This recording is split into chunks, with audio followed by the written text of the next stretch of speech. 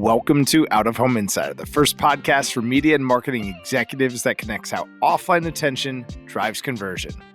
My name is Tim Rowe, and for the past 3 years, I've been interviewing guests about their unique insights in bridging this misunderstood and undervalued opportunity for brands to create alchemy in the real world. Today's guest is Brian Rappaport, founder and CEO of Quan Media Group. Brian opens up the hood on what it's like working with some of the hottest brands in the world, like GoPuff, Zelle, Bombas, and Tubi. We talk about how brands are better positioned today than maybe ever before to stay true to their identity, not only as they scale, but at scale, and how to do that by finding the right independent partners to collaborate with. I share a story in the first few minutes of the conversation about how I grabbed a bottle of water the other day and instantly thought to myself, this feels like a brand Quan should be working with.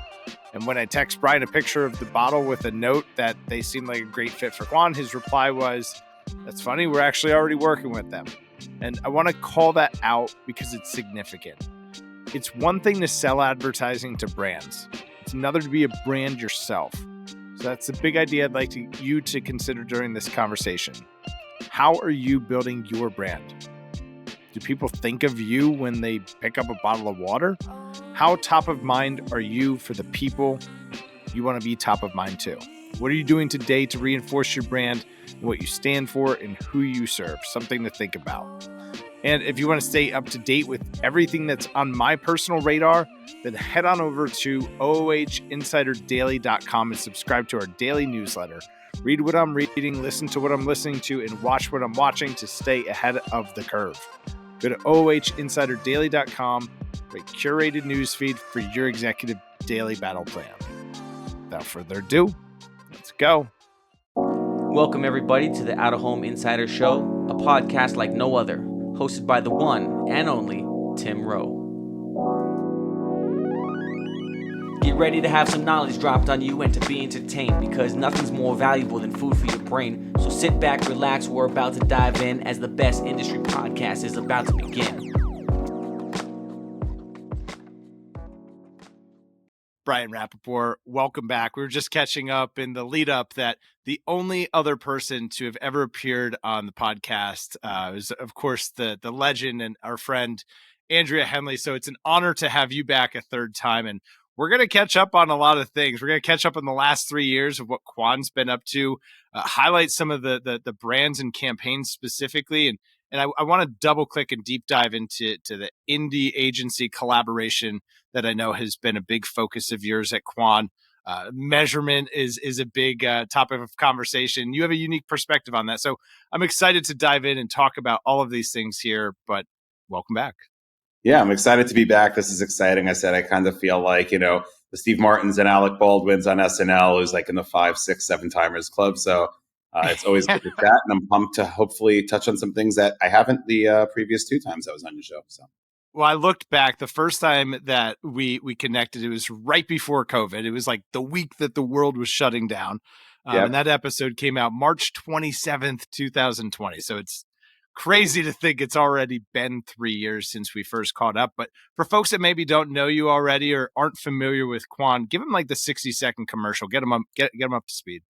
Yeah, I mean, Quan is what we like to call an out-of-home concierge. We work with brands of all shapes and sizes and all budget levels. We don't care about how big you are, how often you buy out of home, how you buy out of home. If you're only running in the channel once a year, once a week, it doesn't really matter. We are experts in the channel and in the space. We buy and plan across the country and internationally.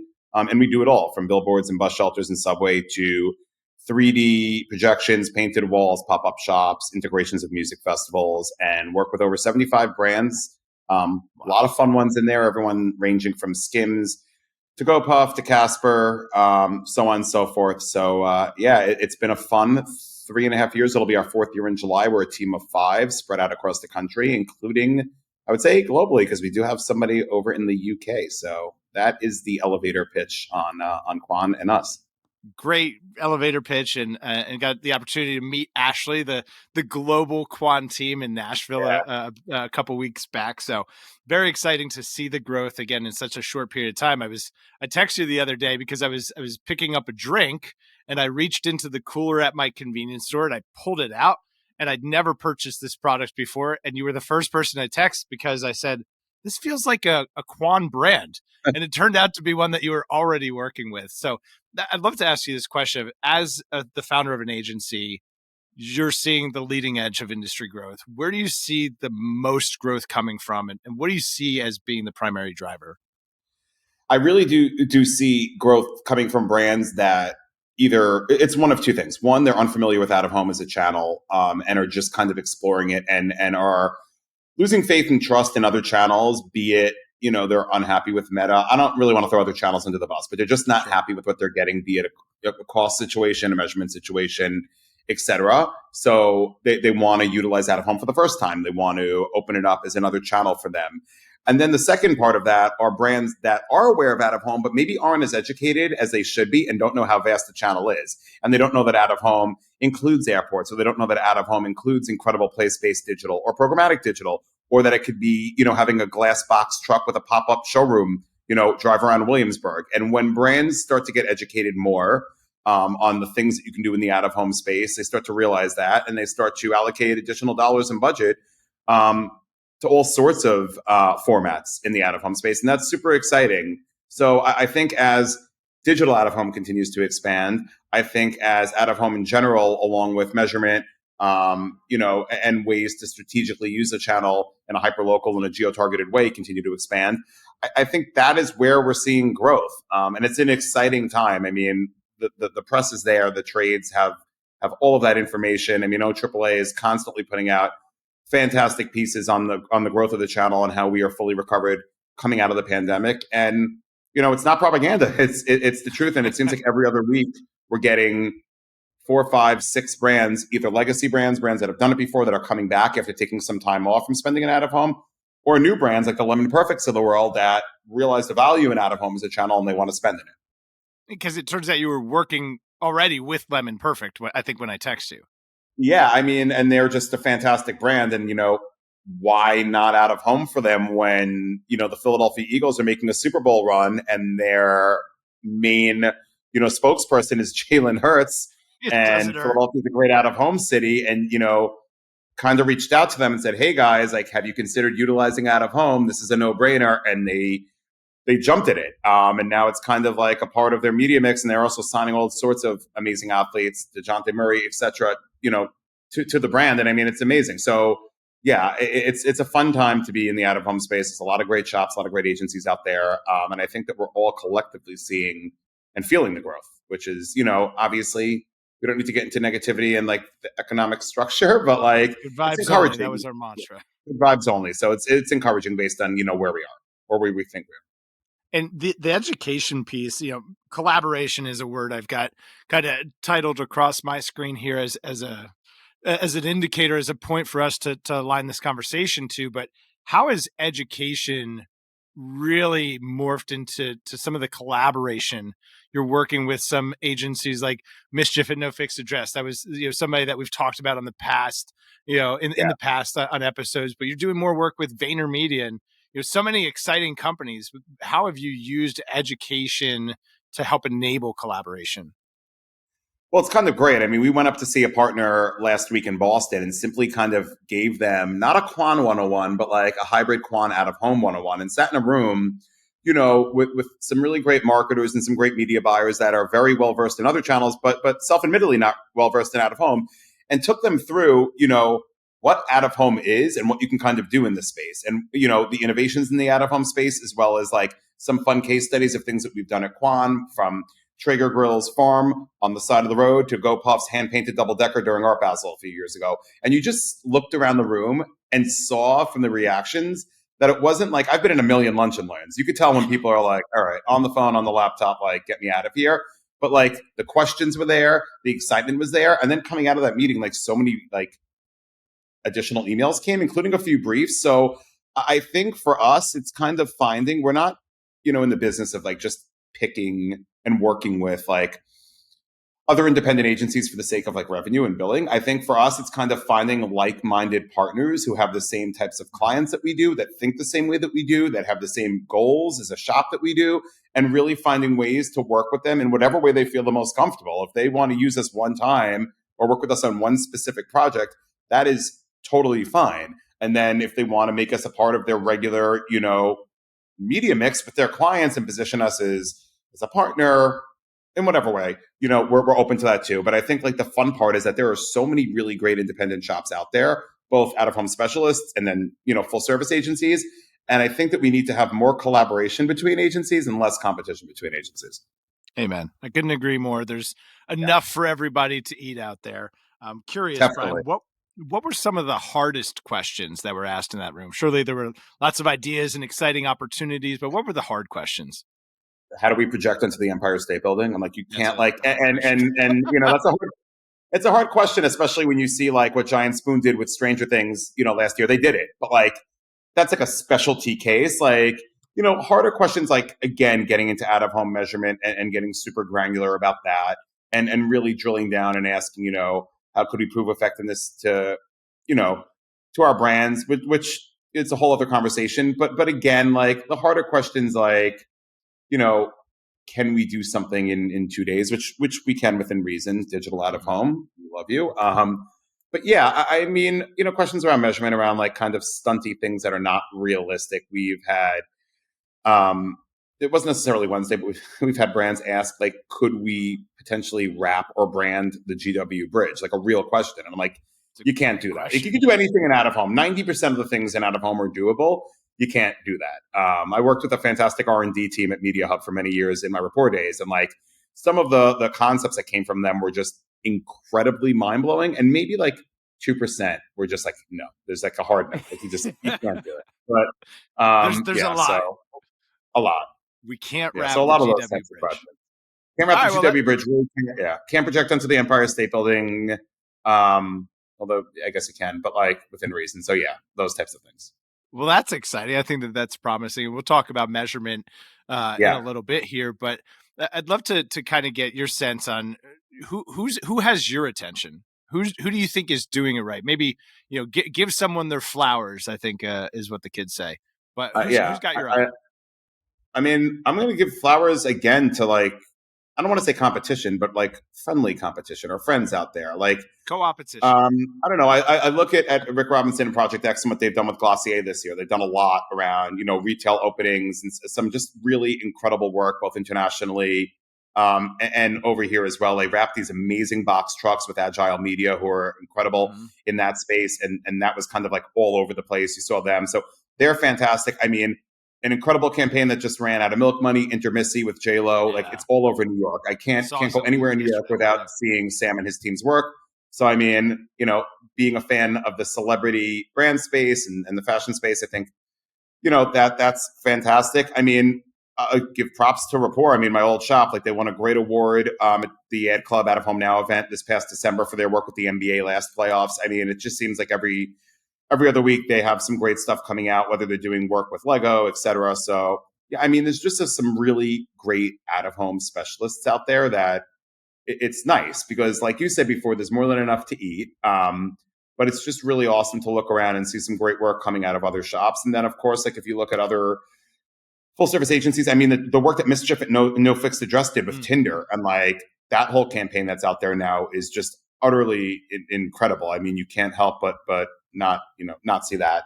So I always give credit to them. I think they do, a pretty fantastic job. And at the same time, like our friends at Vayner are just around the new fronts now with Tubi, and really doing strong event focused campaign. Like that. It's great. Yeah. I mean, Tubi wanted to be everywhere in New York City across the new fronts. And this is like where digital out of home really like, I don't need to like tout it anymore, but like focused on major, obviously when you're doing a new front campaign, you want to be in front of every major agency. You want to be where the new fronts are at Convene. So like, whether it's dominating Fulton Center and World Trade and the Oculus, whether you are on Firefly digital taxi tops, geo-targeted to the specific agencies and areas where the new fronts are taking place, whether you're utilizing Captivate to be in the elevator screens of the major holdcos. It was a fully comprehensive plan that included so many digital touch points. And those are the most fun out-of-home plans to work on because A, everyone gets a little bit of the pie. There's no favorites there. And B, you're really building that immersive, like strategic-driven out-of-home campaign. And on top of it, it just goes to show you and shows people who are unfamiliar with out-of-home that it's not a 4-week buy. It's not an 8-week buy. Like this is a 1-week strong, smart digital blitz that, that's the right way in certain instances to utilize out of home. So that was a real fun one. So I think I touched on, gave flowers to a lot of people, but there's a lot of good work coming out there, both on the out of home side and media side in general. And we'll link to the Tubi campaign because the content, I think, was so uniquely specific. It wasn't just, a great selection of digital formats. They really leveraged some cheeky, fun content. Can you just give the audience that maybe hasn't seen that? Yeah, I mean, content was. Miss Jiff came up with these amazing like short films that were like spoofs on like, the media buyers like trafficking the wrong creative and like being interrogated and things like that.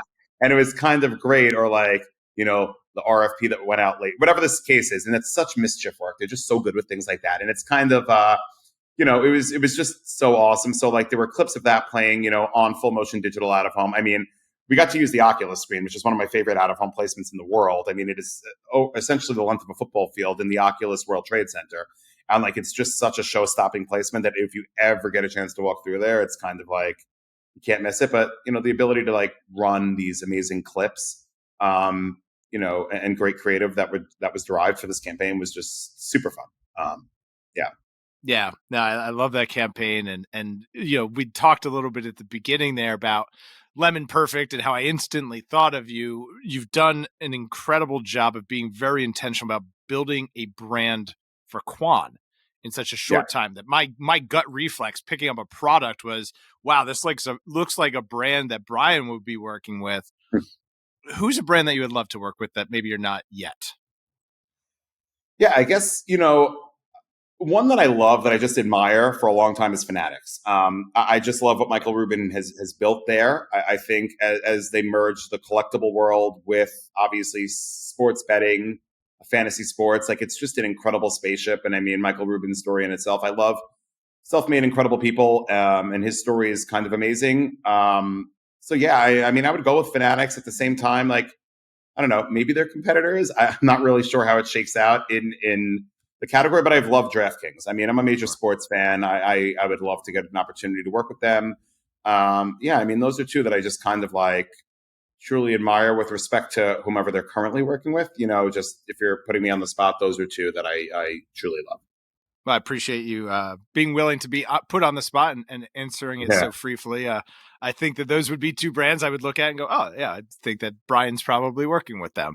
Some of those hard questions in the room in Boston that you spoke about, one that you touched on there was measurement. Yeah. And when we were catching up kind of in advance for this conversation, there is so much focus, even obviously for myself, I develop a lot of content around measurement, around attribution, but you said something that I scribbled across the page and I said, gosh, we need to just talk about that more. And it was on delight being a measure of success. Give us that thesis. What does that mean? I mean, I just think that I think we're getting there. I feel like everyone says the same thing over and over again, that we need just like one universal system of measurement. I mean, I love what Geopath is doing and what they've done, and I appreciate it and respect it. And I know we've spoken about like opportunity to see in the past, and Anna and her team, are doing a lot around that. But I just think that there needs to be a little bit more of a refined way to measure the impact of out of home. Having said that, there are some great ways to tell the story of if out of home is working. And when you work collaboratively with a brand, if a brand internally is doing their own thing, whether they have vanity URLs, whether, they're tracking sales lift, like that's great in tandem with what, we all could be doing on the buy side. I mean, there are great companies out there. You have M4 for amazing brand lift studies. You have Reveal for additional measurement. I mean, there's so many, obviously Blue Byte and Quorum on the mobile retargeting side. So there's so many different things that you can kind of offer up, brands that you work with. And I think for us, one thing that we've done a lot of, which is kind of cool, is causal lift analysis, where we take historical sales data from a brand that we're working with and kind of measure or form a hypothesis of how adding out of home into their media mix led to whatever those KPIs are that they're trying to understand, whether it's an increase in site visitations, store traffic, et cetera.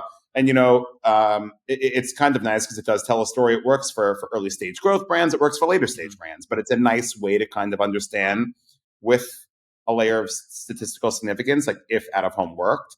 I mean, for larger brands that spend a lot, it's kind of great to do the web attribution dash and pixeling different sites and understand offline to online conversion. And hey, how many people walked by my link kiosks, in the East Village versus how many people walked by and converted my dedicated wild postings all throughout Williamsburg, and understanding what tactics are performing better than others, and then optimizing later campaigns to kind of double down on what you've seen success. And brand lift studies as well. I mean, very top of the funnel, but if you're running a multi-market campaign, and if there is a brand that's spending pretty heavily in out-of-home, like, it's important to understand intent and awareness and, competitors and so on and so forth. And to be able to get a really in-depth, deep look at brand awareness throughout the course of like our very robust out-of-home campaign, tells you something. So, I mean, and that's not even getting into like kind of like, I said Blue Byte and mobile retargeting, this flow code that does these incredible vanity URL codes. Yeah, pulled back in. Saw them yesterday too. Yeah, like flow code, I love. Like, they're fantastic. I mean, sure, there's no true way to measure guerrilla wild postings. Everyone in the out-of-home world loves guerrilla wild postings. You have everyone from Coach to the hottest D2C brands, but like, let's be honest, they're moving weekly. You're not in the same place. It's kind of hard to understand effectiveness. Like, you get a flow code designed if you're a brand and you have them on your guerrilla wild postings, and like, to a degree, you can understand if people are engaging with them, if they are actually taking action and going to a site. And that's kind of awesome. So I do think that, like, from 10 years ago, we have come so far as an industry in terms of out-of-home measurement, ROI, et cetera.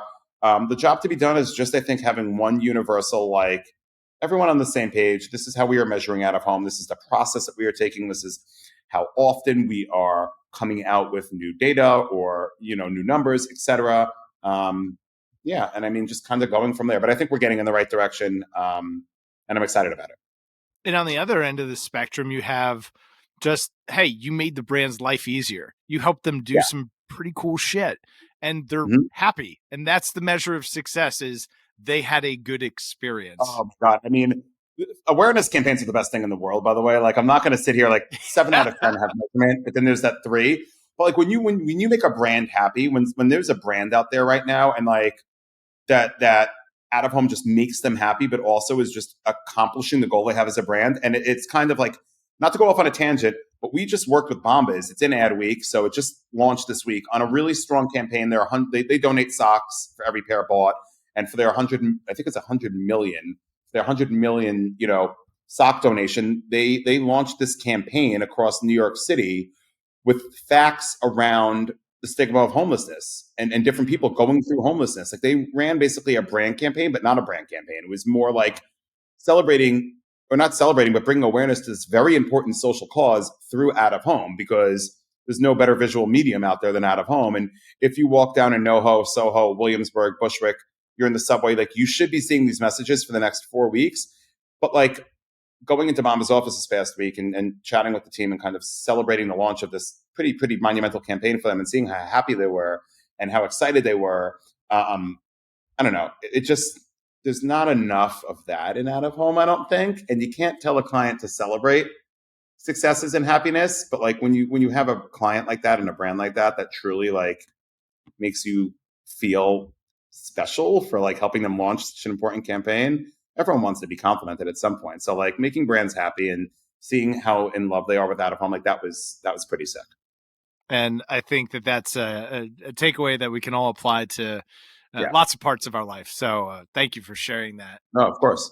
In recent years, especially coming out of COVID, non-traditional experiential activations have gained a lot of traction. What are some of the key factors that you're seeing contributing to the growth specifically of the non-traditional out-of-home?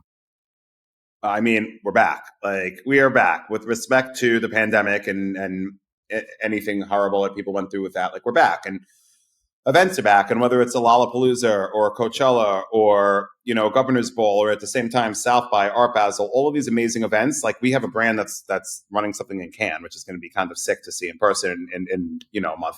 But like, these events are back. And I think that year and a half that either things were completely shut down or at half capacity, like, brands realize like the true way coming out of this to really reach consumers, like, in an uncluttered environment, in a one-to-one contactful way, is by having these immersive, incredible, engaging activations. And whether that means you're opening a brick and mortar store in Soho, so you do a branded food truck that's parked outside there for the weekend, opening, or you are at GovBall in New York and you're a brand new beverage brand and you decide to build a giant tent and give out free branded sunglasses and swag while also giving out free like beverages. There's no better way to connect with consumers, and that's the real fun part of out of home.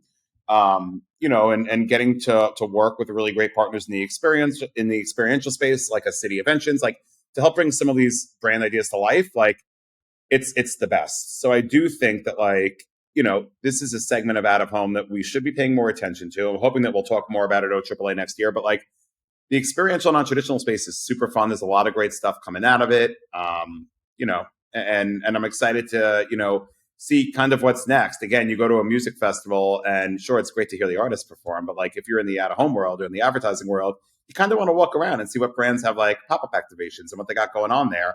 If anything, you kind of get good ideas for your brands, and then you get exposed to brands you may have never, heard of before.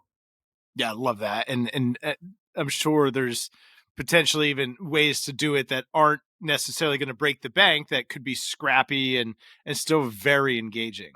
Oh, I mean, we did a coffee cart for a brand opening up a brick and mortar location in New York City in October. It was a 1 weekend coffee cart, and it was, not to give away costs, but it was below $25K for like a weekend, and branded, looked great. Cappuccinos, espressos, all that good stuff. But it was kind of like, it really adds a little bit more to what you're doing. And the bottom line is like, you don't need to spend $1 million on an activation. Like, sure, you can and go wild. And I think it was like 4 or 5 years ago that like literally HBO created a real life Westworld at South by, and apparently the price tag on that was like insane, as it should be. So you can go to that end of the medium and go wild, but you could do something that really just, people like free stuff. So if you weave that into anything experiential, shout outs to like also something as simple as the circuit wraps that are out in the Hamptons and Montauk and LA and et cetera. Like they weave sampling in, they weave chartered rides in, like that is considered an activation and something that's pretty cool. So this is the time of year where like, hey, you want to reach people out in the Hamptons and Montauk where there's really no out of home other than, there's a few great vehicular options, but like go ahead and like wrap circuits and sample some product and do some cool things. So maybe there's somebody listening that is interested and kind of wants to explore this. How do you recommend approaching and kind of managing the moving parts to ensure a seamless activation? Yeah, you have to have, there are a bunch of good partners in the experiential space.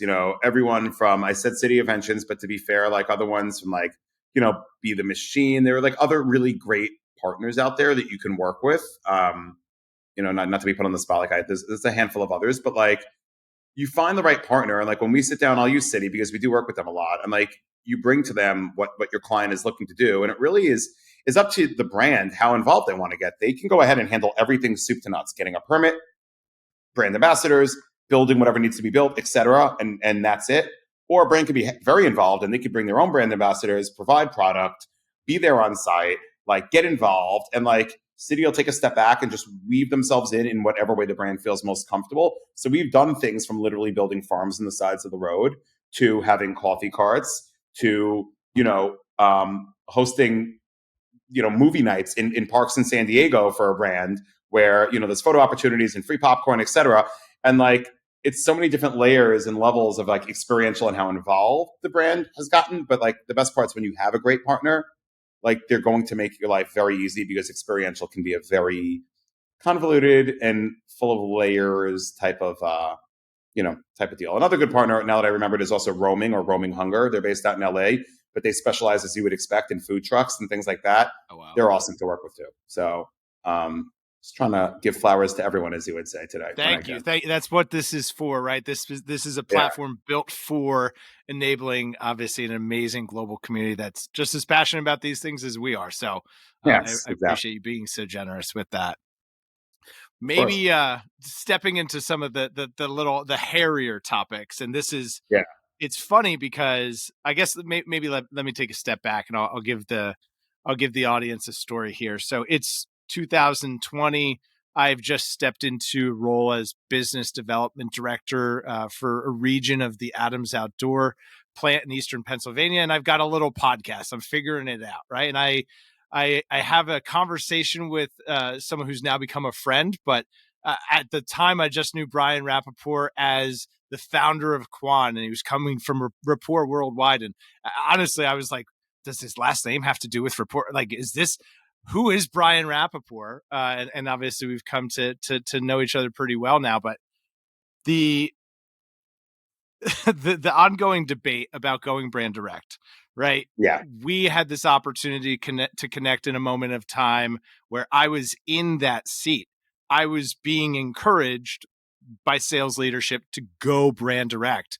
But at the same time, I'm coming off of a great conversation with someone who I just met, who's the founder of an agency. And I'm thinking, I want to work with Brian. I want to be collaborative. I see more opportunity by being an engaged partner and helping bring him great ideas and his brand's great ideas. Can we talk about this? Can we talk about the very taboo going brand direct conversation? Yeah, I posted something on LinkedIn the other week, and I don't think I've ever had a controversial post. It's usually pretty straightforward and nice, or a real personal anecdotal story. But I got a little backlash because I used to get very possessive when I worked in the holding company world, when a media partner would go brand direct, or go agency direct. Let's say I'm working with Media Hub and we're the out-of-home partner for Media Hub. We're working collaboratively on a client, but then a media partner would call the planning team at Media Hub and kind of cut us out. And then, the planning team at Media Hub would come back to us and be like, well, why is this media partner reaching out to us? Shouldn't you be handling that relationship? And it would just get annoying. And I do feel like the one thing that we can do better on the buy side is responding to media partner emails, acknowledging receipt, level setting with where they are with campaigns. And if they don't make a campaign, here's why. And if et cetera. I think that if someone takes the time to put together an RFP, you owe them that answer, whether it's something they want to hear or they don't, so on and so forth. So I do feel that ultimately, you should be working. If you know that there is a brand coming out of an agency or out of a shop, you should be working with that agency or shop. If you have a great idea for them, be aggressive, reach out to that buyer, reach out to the CEO. If the buyer doesn't get back to you, then go to their AMD, go to their supervisor. But yeah, I think that what I learned from my post a few weeks ago and taking a step back and thinking in hindsight is everyone wants business and everyone's pushing, but you should be working more with the agency partner than trying to go for those dollars. I think there's better chance of success that way than going brand direct. Now, it's a little bit different when you get on the specialist side, because I think when you're in the hold co, everyone has their AORs and these are your clients, and that these are the clients. I'll be very upfront. We have some brands that we work with that do their out-of-home buying in unique ways. Some, the majority will use us and we're their out-of-home partner. There are some that do some in-house. They have direct relationships with an Outfront. They have direct relationships with the JC.co, and they want to keep that, but they want us to work with all other media partners. We don't ask any questions. We're totally fine. Then there are other clients that we've worked with that, have done some of their buying with one shop and some with us. So we actually split it with another shop, and we're fine with that too. What really frustrates, I think, in the cases where the buying is done a little bit in-house, a little bit with a partner, if a media partner wants to go and reach out to that client, I get it. We don't own that relationship solely, and I have to play devil's advocate and be fair. What bothers me, and I think anyone on my side of the business would say this, is if we have one or we are constantly working with a brand that maybe somebody at a media partner worked with directly 3-4 years ago, and we've clearly been working with that brand for, 1, 2, 3 years, done multiple campaigns.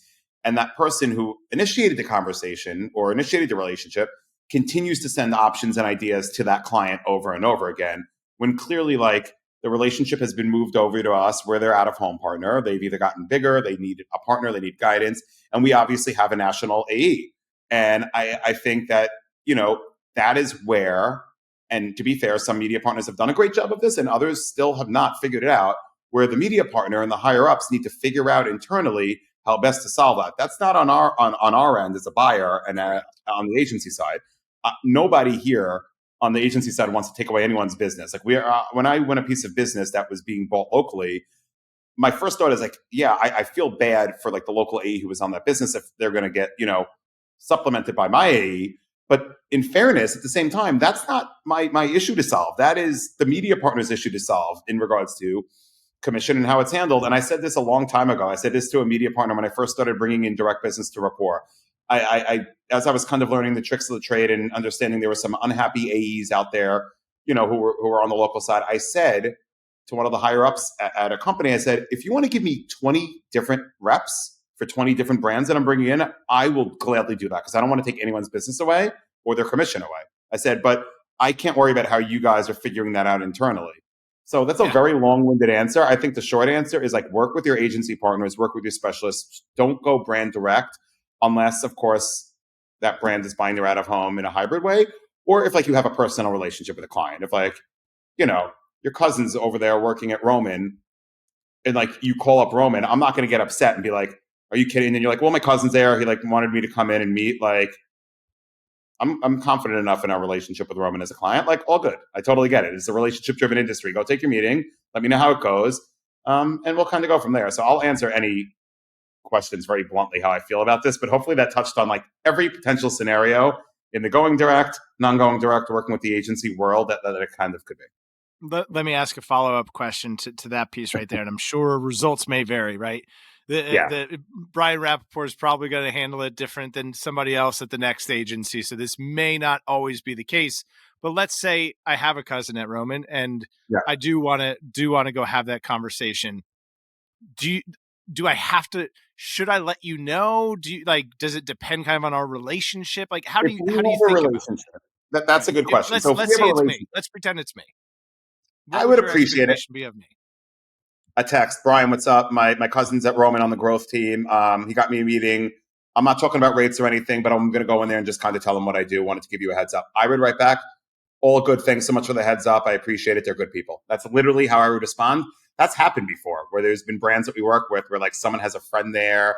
One of my good friends when he was at Intersection, and I'll shout him out because he should be shouted out. Like Rob Levine used to do this all the time. He would always think first for our brands. Like would always think like, what made the most sense for our brands when I was at Rapport, when I was at Quan. And he's very outgoing and friendly. So he would strike up relationships with some of these brands, whether he met them at outings, et cetera, and would give me a heads up and always would say like, hey, Brian, I'm going to go and have a conversation, with so-and-so. We're not discussing rates, but this is a great idea. You can join if you want. Here's the time of the meeting, but I'll also recap on an email afterwards, like what we discussed coming out of it and any next steps, like we can grow this business together. And I always appreciated that. And 9 times out of 10, I didn't join the call. I trusted him. I was like, go for it. Like, let me know how it goes. And like, if there's a way for us to grow this business together, let's do that. And when media partners go that route, it just gives me the utmost respect, more so than if, you're kind of doing things the other way and taking the back channels. Like everyone wants that business, but there's like the right way to kind of get it done. And it's why the buy side and the sales side need to be a little bit more unified in that approach when possible. And obviously every situation is going to vary, like you said. But yeah. Yeah, shout out Rob. That's badass because I think that's kind of what we're all looking for is partners who can help give us scale. You give a partner like Rob scale and access to brands that would otherwise be, right. And that's, again, back to the theme of this conversation, collaboration. There are ways for us to work together that are win-win-win. It's a win for the brand. It's a win for you personally and your company. It's a win for the agency involved. It's a win-win-win. I love those situations. Yeah, I mean, I think that there are ways also on the specialist side and the agency side where like brands right now, collaboration is the name of the game. There's a lot of good shops out there and a lot of smart people out there. And why should you buy your out-of-home just through one person or do your planning through one person or give your business to one agency? There are certain brands out there now, and it's not all the time and common, I'll be honest, but there's some brands that we work with, like I've said earlier, that split their out-of-home buying and planning with us and with another shop. And they give us clear directives as to what they want from us. And they give the other shop clear directives, what they want from them. And they get a little bit of something that's like going to a buffet from everyone. And I'm not going to be greedy and say, I want you to do all of your out-of-home buying and planning through us because I'm excited to work with said brand. But like, that I think there's something to be said about that. Like, I'm not out here trying to propose the brands that work with us to kind of split their out-of-home buying and planning. But like, I think it kind of extends outside of the world of out-of-home where, I don't know, I'd love to see, I saw today in the trades that Uber's putting their business up for review. It'd be very interesting for Uber, and I don't know that world of how those big pitches go, to like bring in a few independents that work collaboratively together, and maybe they get certain channels from, a great shop X, but they get out of home from a great shop B, and they get creative from a great shop C. And then all of a sudden, like, the holding companies are fantastic and there are amazing, smart people there, but it's a unique way. And that's like one thing I would love to see in the future. And I don't know, it's a larger conversation and it's me going off on a tangent, but I think there is something to be said about finding 2 or 3 independent shops that work very well and collaboratively together, and having them universally pitch, for one of those major brands that normally would go to, WPP, Omnicom, IPG, etc. Yeah, I know Quan is the unagency. I love the idea of the unhold co.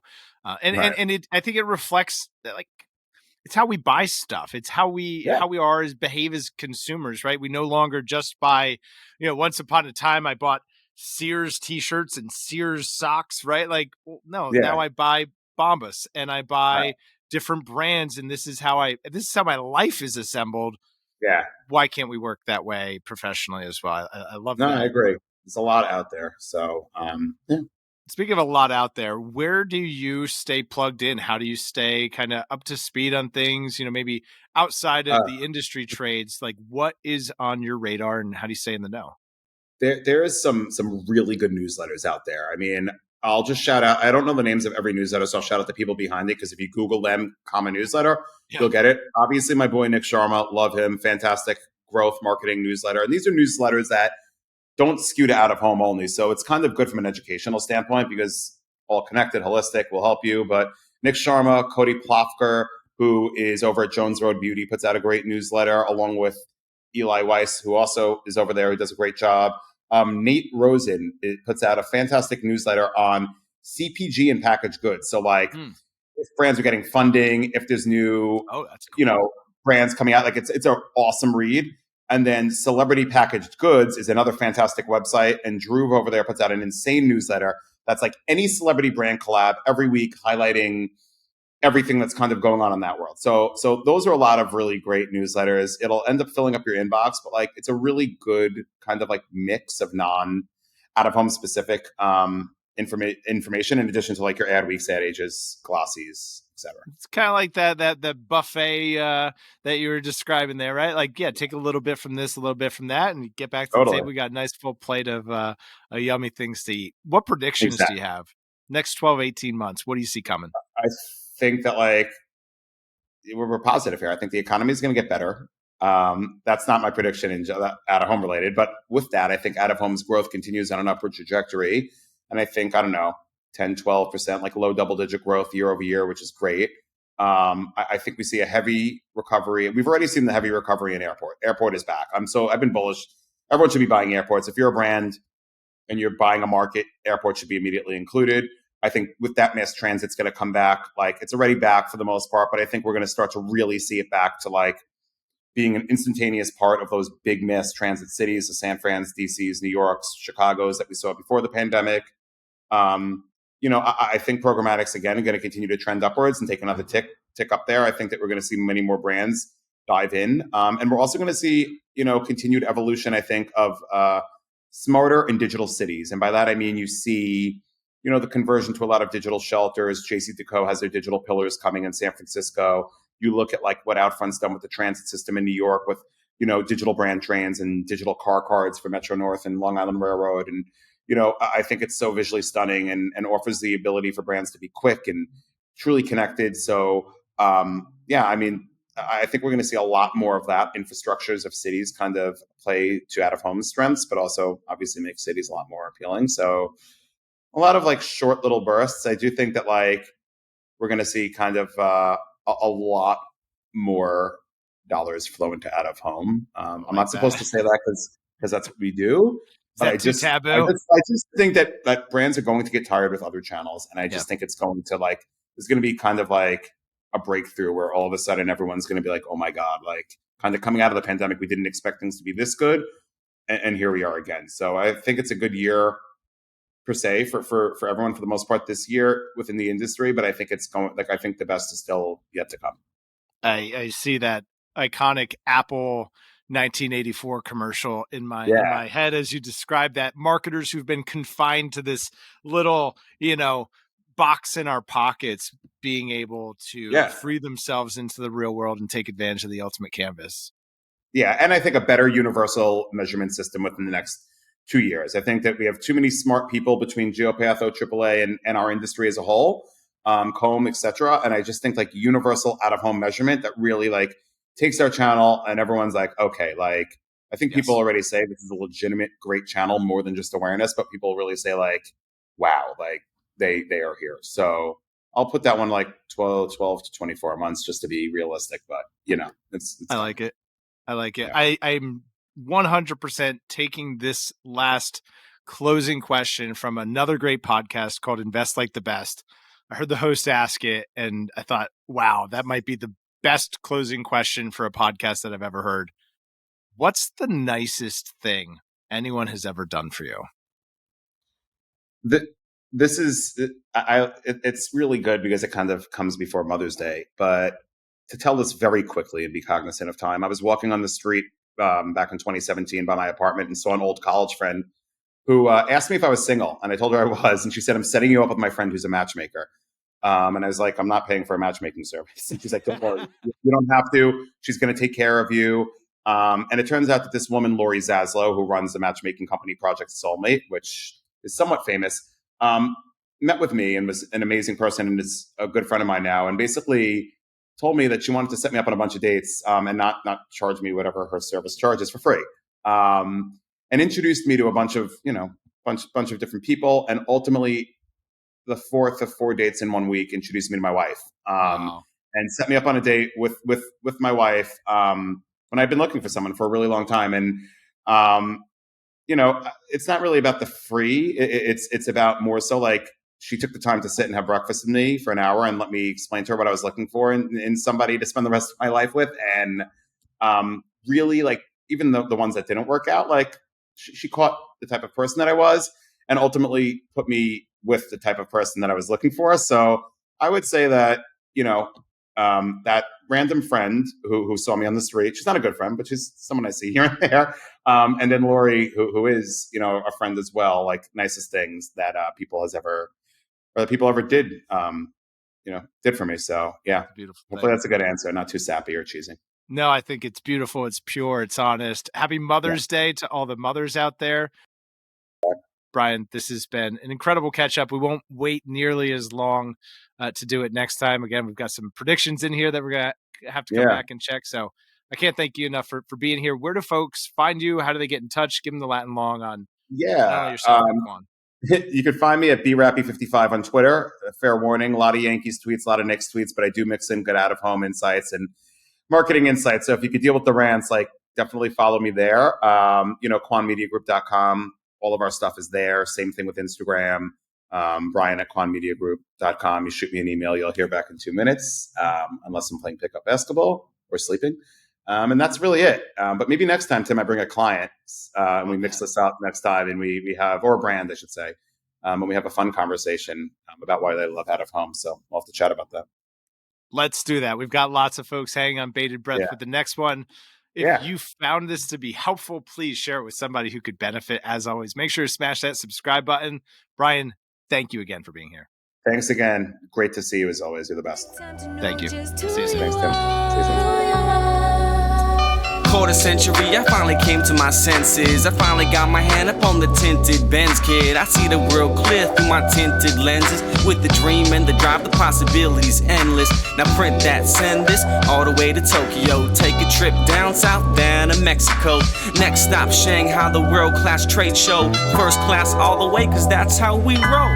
Yeah, call us the rock star businessman. Rockin' shows, we handle business, man. We got our own future in the palm of our hands, cause divided we fall and together we stand. Old friends trip when they see the new whip. I said stay true.